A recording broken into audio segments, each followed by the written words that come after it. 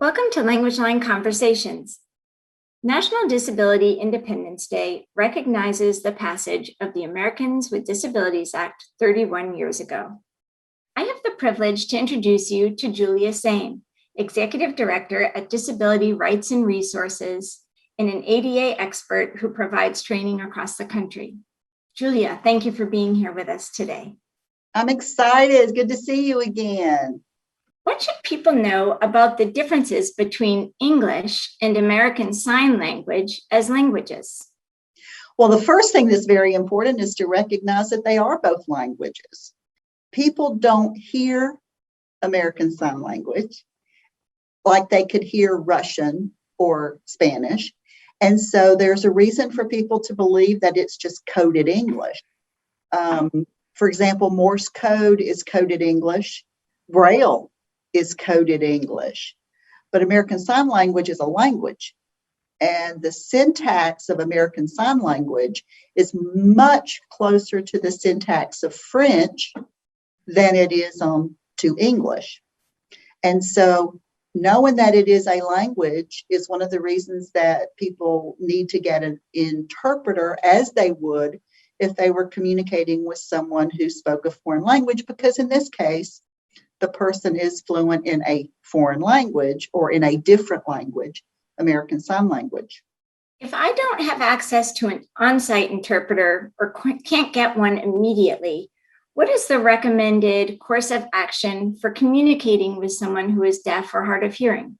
The rule is that regardless of what the entity is, whether it is an employer or a government office or a business, they all have to, by law, ensure effective communication. The communication that the speaking person is sharing has got to be clear. And the communication that the signing person is sharing has to be clear. And typically that can only be done, or most efficiently be done, if the person uses American Sign Language is through an interpreter. Writing notes can be done if it is simple. Because American Sign Language is a language, then if you have to write because it's either a very simple thing or it is an emergency, perhaps, then 1-word, 2-word phrases, not complete sentences, could be effective. But it isn't effective if both parties don't understand each other. And so I can't say, because I haven't met all the people, but understand that if a person is deaf and uses American Sign Language, and you're trying to communicate with that person in English, in writing, for example, then it's just like anybody else that has English as a second language. When I am trying to communicate with someone whose primary language is a different language, I may put 1 word or 2 words down, but not a whole sentence. But that may be effective depending upon what the topic is. So I hate to be vague, but the point is you have to make sure it's effective.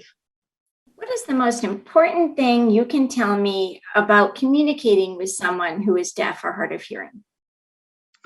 Well, the first thing is that when you want to communicate with someone who's deaf or hard of hearing, and understand that those are two completely different populations. People who are hard of hearing know English, and to communicate with them, you can pretty much communicate in English. It's just how you do it so that they can understand. American Sign Language, if somebody is deaf and they're a user of American Sign Language, then if they know English, it is as a second language. But whether they're deaf or hard of hearing, get their attention and keep it. Face them while you're talking to them. Be prepared to repeat. So you say something, and if they don't understand it, don't just say it again louder, but find a way to rephrase and repeat.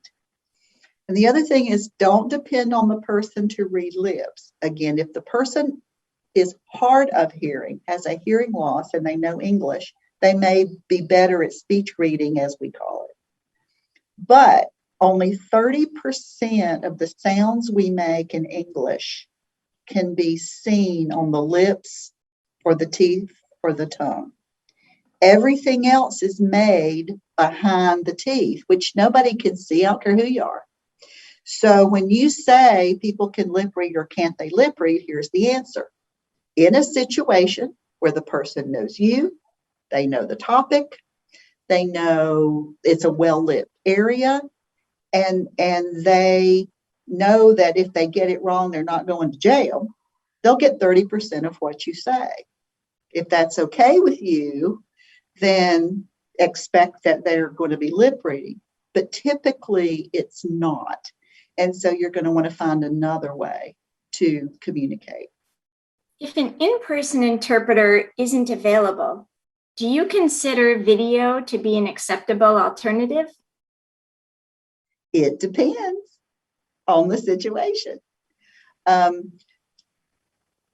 U.S. Department of Justice has gotten this question so many times that they have actually outlined when video interpreting is allowable. I haven't run into any doctor's office, police department, or hospital that knows this.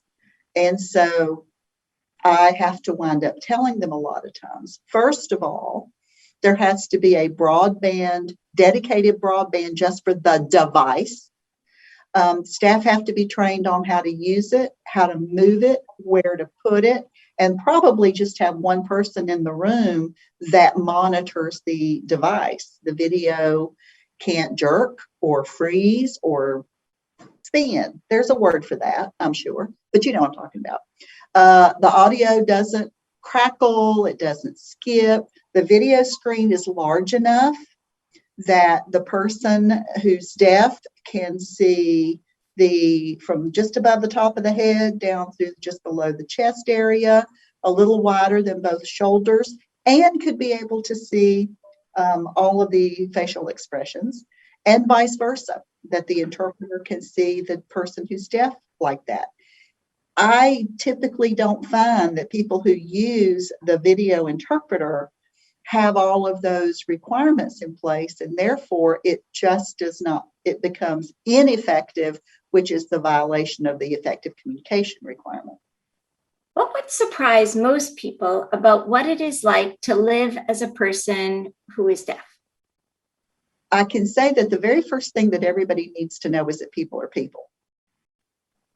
And I have lived with a person who has a significant hearing loss, and so I can speak to it from that way, but I cannot speak about it from the person. I can tell you that with most disabilities, I don't just work with people with hearing disabilities. I also work with any range of disabilities, be it a physical disability or vision or cognitive or mental or emotional, whatever the disability is. And sometimes there's a combination.